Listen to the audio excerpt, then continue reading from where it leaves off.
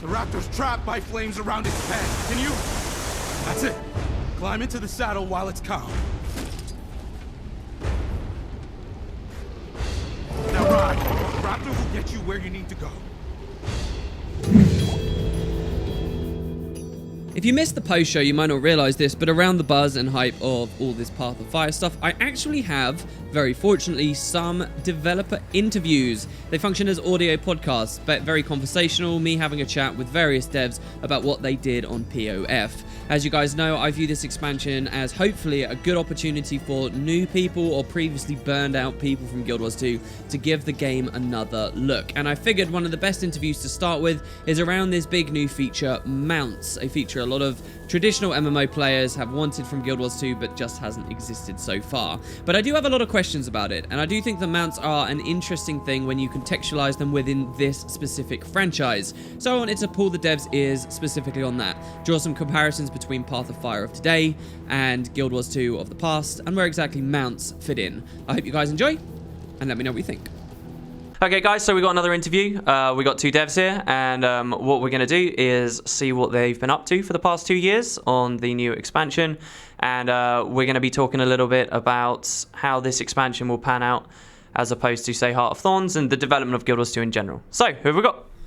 Hey, I'm Roy Cronacher. I'm a game designer and team lead for mounts and creatures for the expansion. And I'm Joshua Diaz, game designer. I work on systems and rewards. So we've got a bit of a mix here. I'm immediately going to jump on you, Roy. Sure, okay. Go ahead. Now, mounts are an interesting topic when it comes to this franchise. There are going to be a lot of people out there who aren't sure whether mounts are right for this game. Why don't you talk a little bit about the Mastery system and how mounts can be right for Guild Wars 2, especially when you build an expansion around them?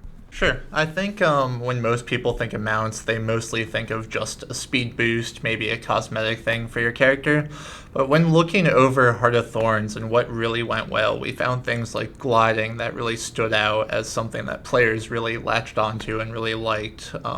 Unlocking that power for their character to do new cool things that they weren't able to do. So we kind of thought about it for a while, and we wondered, what if we made that into even its own feature? And we eventually came to mounts as the vessel for that, and we use mounts as tools to navigate and explore the environment in cool new ways, like leaping over long canyons, jumping up to high cliffs, things like that, to really explore the world. But we really wanted them to feel fun as toys for your character, just for just messing around, like finding cool locations. There's thoughts where you're like, I wonder what is up on top of that cliff, and you've never been able to get there before.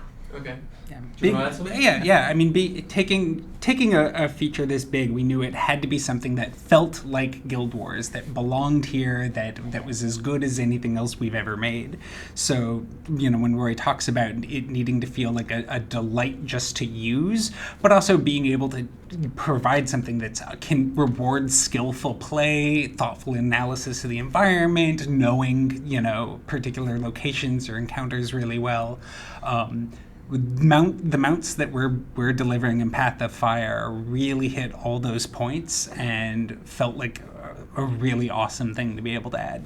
Yeah, we thought the Mastery system was perfect for that as well. So when you unlock each mount has its own Mastery line of how to progress it, similar to how you would with gliders. And it allows you to upgrade its movement ability, engage skill, things like that, to really push the mount to its limits to become stronger and stronger. Okay, I have a very simple question for either of you. Why mounts when waypoints exist? I have a really simple answer, which is that it's about the journey and not the destination, right? How you travel there, what you find along the way, the sudden detours, the mysterious cave that you didn't see because you were coming from below instead of above. Traversing is part of the fun and part of the exploration and part of the coolness of the environments that we're building in Alona. Oh, I was going to say, I think a good thing to look at is like gliders. Like you mentioned waypoints, but waypoints aren't negated, don't negate gliders, right? Like gliders are still fun. They allow you to traverse the world in new ways and get to new areas. So I'd say think of mounts more like that rather than just a speed boost. Okay, I can predict some naysayers also wondering about visual noise. You know, you go to a town, there's loads of mounts everywhere. This is perhaps something people are worried about. Has much thought gone into the size of the mounts? Can you guys talk about that a little bit?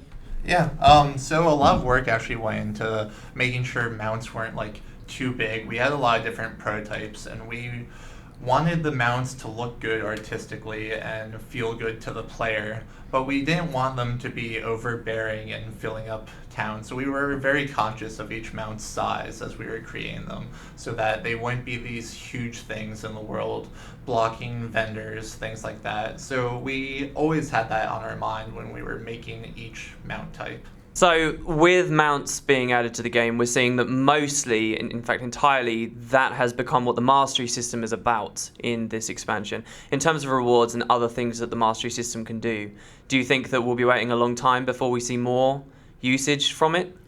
I don't know what I can't speak to like the future plans, but I know that the idea is that like mounts are one of the things they provide is a tool, right, for exploring the environment. And so the rewards and the vendors and the mysterious discoveries and the neat encounters require you to use the mounts, right? So it's providing a little bit more depth to the masteries and making sure that like the gameplay in particular, the exploration, the discoveries, that is what drives you to the rewards rather than filling up the bar. That's progression, which is useful, but you don't progress to get the reward, you progress to get the skills to get the reward.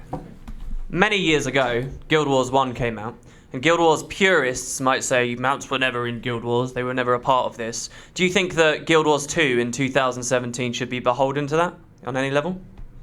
I don't think so personally. Like, I think if something is a good idea for a game, it's worth exploring, even if it's not been there before.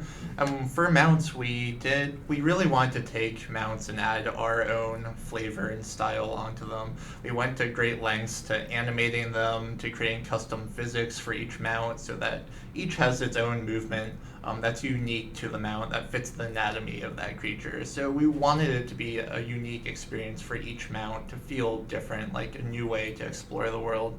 Well, last question. I would say Guild Wars, more than anything, has a rich history of looking at the rest of the scene, the MMO scene, the online game scene, and iterating and improving on deficiencies elsewhere. So let's look at mounts in Guild Wars 2 compared to many other MMOs which also have mounts. What makes Guild Wars 2's mounts exciting? Is it the new tech that's been built in there? What is it, do you think, flares it for you? The new tech is really exciting, but not because it's new tech, but because each mount has a really unique feel, has a really unique purpose. These aren't.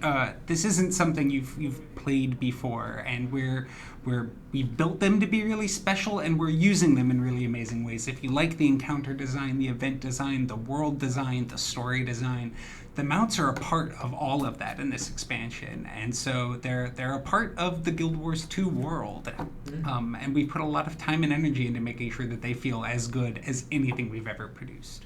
Okay. Well, thanks very much for your time. Sorry this became a bit entirely about mounts, but thank you very much, guys. Yeah, thank you.